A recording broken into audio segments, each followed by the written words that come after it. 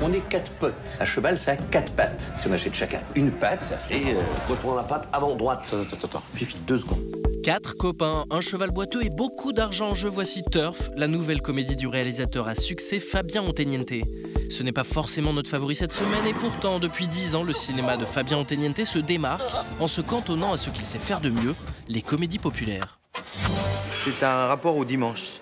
Mon père m'emmenait au marché, c'était la petite ville de banlieue, je voyais ces bars PMU enfumés et les gens qui se déchaînaient et qui espéraient le gain de l'après-midi. Et puis le dimanche se prolongeait, l'après-midi se prolongeait. Et enfin, le film du dimanche soir. Et dans le panthéon des films du dimanche soir, il y a un film qui s'appelle Le Gentleman d'Epsom, qui m'a beaucoup plu. Gabin, Blier ou Ventura, un cinéma des tronches et des manières de parler. Et c'est un peu ça aussi la touche Otteniente. Depuis Grève Party, en 1998, le réalisateur installe son cinéma dans des univers ultra reconnaissables, dont les titres Jet Set, Disco ou Turf donnent le là. Il est très très curieux et il veut tout savoir sur l'univers et le monde qu'il va traiter dans un film. Sur des tout petits détails, tu vois, il dit non, moi c'est pas les verres que j'ai vus au café là quand je suis allé... J'ai fait plein de PMU, j'ai vu ces mecs-là, c'est pas ces stylos-là. Bon, s'il vous plaît, messieurs, est-ce qu'on peut travailler sérieusement ici? Allez, en voiture! Soucieux du détail, Otteniente l'est aussi du ton. Otteniente, c'est de la comédie pur jus et ça, il l'a appris de son seul échec en salle, Tom est tout seul, un film dans lequel le réalisateur hésitait encore entre les genres. Je suis allé le voir, j'habitais dans le 5e, j'ai demandé à l'ouvreuse où était la queue. Et elle m'a dit, mais le film s'appelait Tom est tout seul. Elle m'a dit, je crois que Tom est vraiment tout seul. Et en fait, il n'y avait personne dans la salle. Et ça, c'était une angoisse.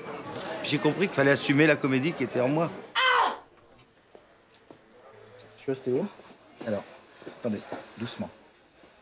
Attention, regarde. Leçon apprise, le réalisateur prend dès lors le parti de construire sans cesse des personnages caricaturaux aux faux airs de Monsieur Tout-le-Monde.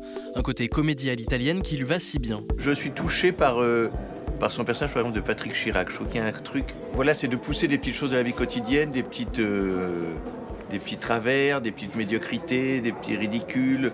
Et puis tout à coup, ça devient poétique. Et tout à coup, ouvrir une vieille boîte de miettes de thon, et tout à coup, d'avoir sa Fuego avec écrit son téléphone, tout devient émouvant. Moi, j'aime bien quand il y a ça, quand il y a de l'émotion. Et je trouve que ça, il l'a réussi. Quant aux critiques ou à la cérémonie des Césars à laquelle il n'a jamais été nommé, eh bien, c'est le cas des soucis d'Otteniente.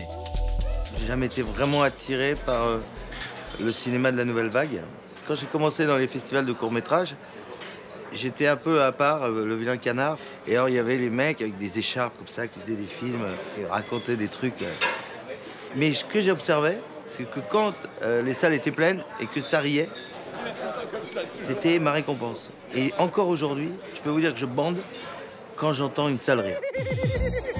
Faut arrêter avec ça, hein.